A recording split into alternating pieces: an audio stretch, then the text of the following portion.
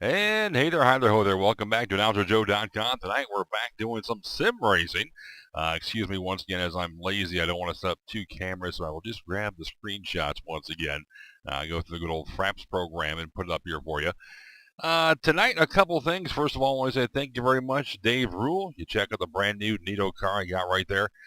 Custom paint job by Dave Rule from the Skin Shop. Dave pitched in and offered to do some work for me here as I needed a custom car for all these cool videos I'm making. So the team is the Indiana Blackbirds. That's our local hockey program. It's a feeder system. It's a, what do they call it? A level 3 junior league is the top division. Mostly college-age kids trying to get a better look for college as well as minor league play.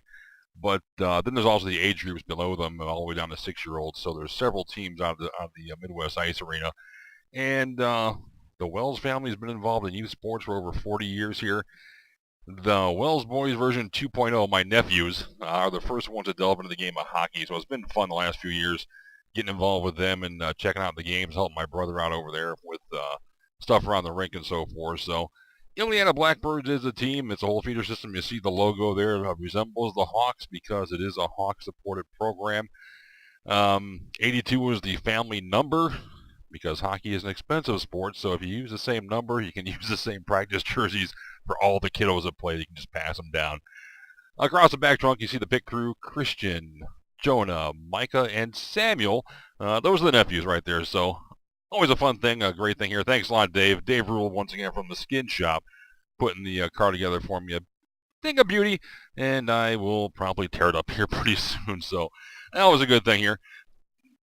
With the cars, I love having custom painted cars. There's probably 50 things I like to do myself as far as having different cars, but I am graphically challenged. So I appreciate everybody helping me out. A couple guys doing cars for me along the way. And feel like a mooch when I ask for the stuff sometimes, so I try to actually make sure I say thank you as much as I can and give your promos whenever I can. So that's my forte, so we'll stick to that part right there. Today we're going to have some fun once again. I showed you one of my, I showed you the Eldora Speedway last week, and tonight I'm just going to start kick around a bit and show you one of the fun tracks I got here on NASCAR 2003. I'll jump to a testing session first of all and give you a display of the track. It's Thornton. We already did that one already. My initial intent when I came here doing videos and so forth was to get back into sim racing and document my rise to stardom. And I'm not going to do that right now. Then actually, I'm going to relax and just have some fun because the fact of the matter is, I'm doing this stuff for fun. Before, it seemed like when I sim raced, a lot of people were pushing for trying to get in the online racing leagues, and it was very competitive. I thought about doing that this time as sort of the initial plan, but I'm going to modify my plans a bit, just do this stuff for fun. As my background, I'm a police officer for a career right now, and enough stress at work. Sometimes I just like to come home and kick around, goof off on a track or two. I don't really want to lock myself into a schedule of 100-lap races and being ultra competitive.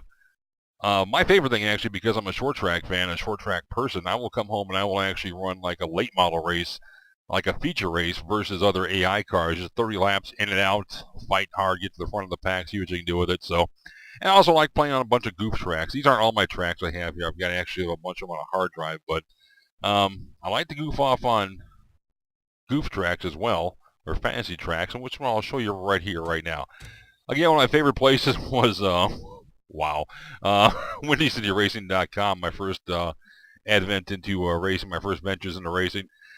Sticky, Mr. Scott, was the main man over there, and this one right here is by Stefano Demera, number 72, was the main man who made this track. The bent twig, that's a fat guy, the bent twig is what they call a fantasy roval course. It is a half-mile road course. I read through the README file, and it said it's meant to be a road course for the road course impaired. It's a fun little thing. I like to think of it as a place where, in the U.S., we're a bunch of short track drivers. We try to model ourselves after oval track for the most part. But if you were in a society which was mostly road courses, I would think this is something that the lower level guys would do, just have a short little road course somewhere. And as always, we're going to jump in the testing session first of all. I don't usually race from outside the car view, so it's a little hard for me to do once in a while here. But this right here is a half-mile road course. So I'm going to show you around first of all. I'm going to exit the pits. Now some things here, I just read the files. 3-dimensional curbs was the big push here. We have an S here, which is basically turn 1 and 2. You're on the brakes. It's a grade change. You can flip the car up here and get the front left side pretty light. This is the back straightaway. You come down the back straightaway.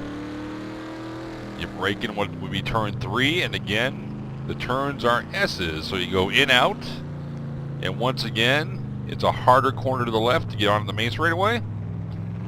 Some banking. Out of what would be turn 4, and then the main straightaway. So that's your look right there. Let's put some speed down so we can do here. I've not raced this in a while actually, so. Reading through the README file, it said that it was made mostly for Cup and GNS, even though everything can work on it. It was made in mind with the Cup and GNS in mind. You can slide around the track too if you really try. It is a very physical track. The AI cars will go 2 wide, even 3 wide in the straightaways. So you have to fight your way through here. Yeah, this is a weird view for me right here, so I'm trying to take it easy and not do too much wrong, just to give you a view of what the track looks like. And that's a good old view of the track. Reading the about the README file on this one, the writer, Stefano, said this was made over a 5-day period, about 5 hours a night. So this was a little bumpy, as I'm helping out the guys. You see the billboards up there. This is part 2. I never saw part 1 actually. It sounds like this is mostly a couple improvements graphically and also the grip and the setup as well. So I don't see any way to leave the track. Usually I like to explore the track. You know that about me. As I come around, I'll explore, see if I can find. But there's really no way to leave the track here. You see over here we got fencing. In the slide-off area, the dirt is. You're going to watch it go out here. The grip is enhanced or modified in the dirt, so if you leave the track, you are in the pea gravel. It'll take some work to get back here. We know the trick is going reverse. We know that one. So if you do leave the track, you are in the pea gravel. So that helps you out a bit. If you get off the track, you can avoid striking the wall, actually. There we go. And also, there's a little swimming hole on the inside. On these grade changes and corners, you can come up here. The shoulder is raised. So let me bump down here in a view. You get a view from inside the car.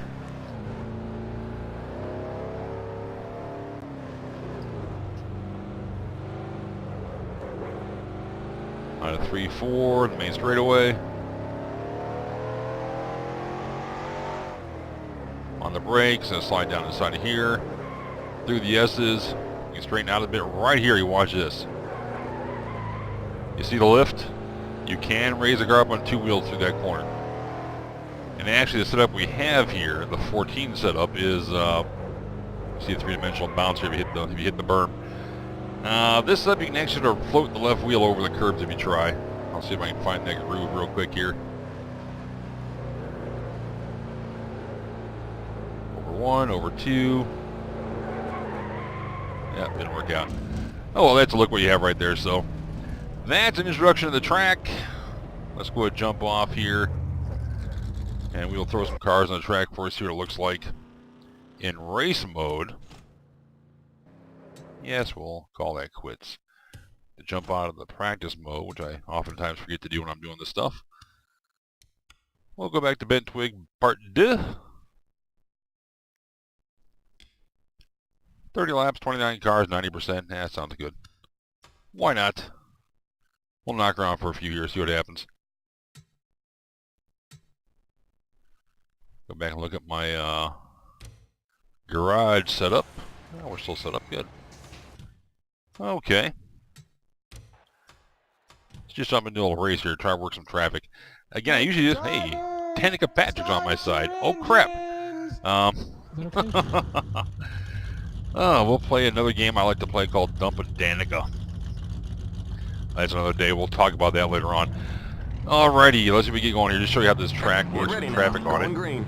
Again, I don't usually drive from the outside view, so this will be a little adventure myself right here. But the outside view gives you a better view of what's going on in traffic, so. Green flag, green flag. Okay, people, let's go.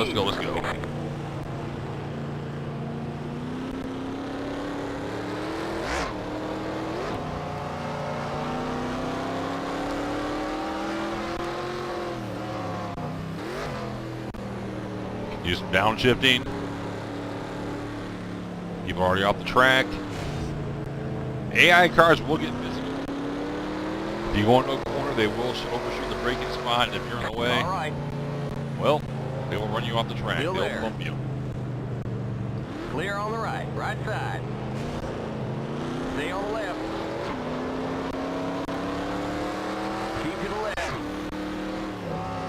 Clear. Quite nice for rhythm here. I haven't raced this track in a while, actually. Car left. Clear on the left. Car Out of the right. way, out of the way. Clear. But you watch traffic up front, you're going to see them running 2 and 3 wide.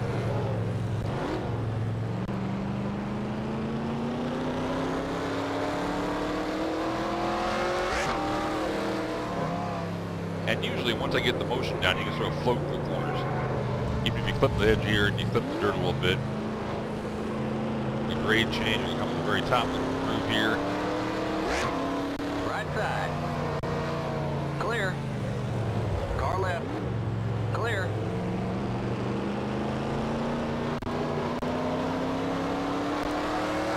So just again, a very fun little track to drive here. I think I'm going to knock down to the driver's view for a bit. And put a few laps in here. See if I can get working my way up to the front. Clear on the left. Car left. It's about 30 laps. That's 30 laps right. That should be one. Clear on the left. You have to watch. You can shift gears because you'll see it bogs down once you slow down with the corners. We are losing momentum. So you shift your gears. Don't speed up. Track right behind them. So once again, oh, that's a three-dimensional hook there. I'll slow you down on top. Left side. This is Twig Part 2, a fun little Stay on the right. mini road course. Check it out. Was Clear on originally the available through Windy City Racing. I will put the links up to where it is now. I've got the original website and make it available now because it is available online. Still a couple of media fired channels, I believe. So once again, thanks all for tuning in to AnnouncerJoe.com. We'll jump back off here and show you another track next time. In the meantime, be sure to subscribe, like the video, and so forth. Had a lot of views last week. Not many subscribers, though, so I'd like to sort of keep on doing this stuff if it's appreciated. And see where we go next time. If you have suggestions or so, let me know in the comments below. Left side. Clear on the left. Talking, not enough driving. Car left. Clear. I just got lapped. Holy smokes. That's step races will be. We'll go and have some fun next one. I'll restart this and fire up. So, once again, thanks a lot for tuning in.